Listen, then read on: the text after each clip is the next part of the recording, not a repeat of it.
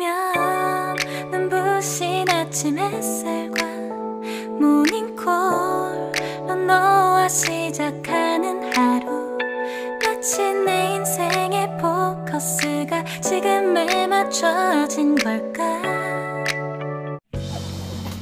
Hello guys! So, kung nakikita nyo to guys, may sirang payong na naman. Kabibili ko lang to guys, sira agad. So, syempre, sayang naman itong itatapon dito guys, kasi bago pa lang.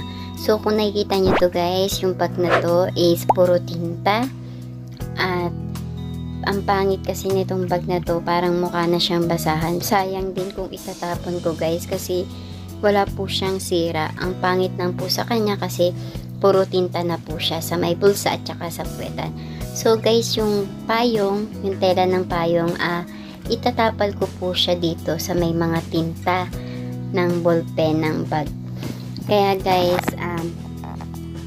kung meron po kayong mga sirang gamit at itatapon nyo guys, wag po tayong basta-basta nagtatapon ng sirang gamit, kasi pwede pa po natin siyang ayusin or pagandahin pa. Baka meron pong tayong pagkagamitan sa mga sirang gamit.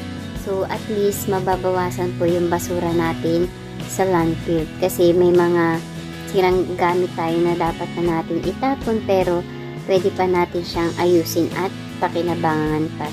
So, guys, ito na yung naging habit kong gawin, kasi nakasanayan ko na pag may mga sirang gamit or kaya pangit na yung itsura niya guys, kung mayroon pang chance pang ayusin at pagandahin, so gawin po natin siya, i-recycle po natin at ayusin po natin yung mga sirang gamit.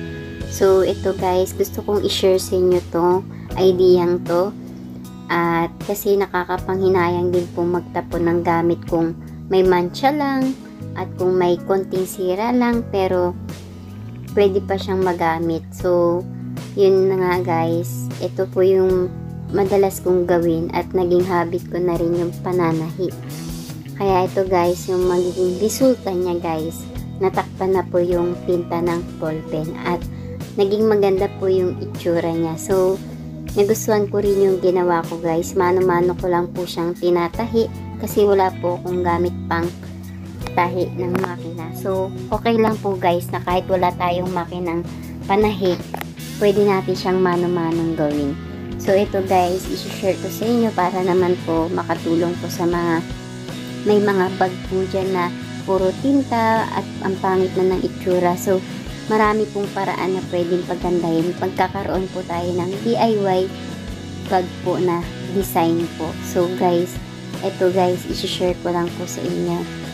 At sana sa mga bago lang po sa aking channel, huwag niyo po kung kalimutan i-subscribe and click the bell para lagi po kayong updated sa aking mga i-upload, and huwag niyo rin po kalimutan like at comment na rin po kayo at kung meron po kayong mga katanungan. So guys, ito na po yung resulta ng bag na ginawa ko. So ang ganda na rin po niya guys, hindi na siya mukhang basahan, at kung nakikita nyo guys, may mga nilagay akong patches.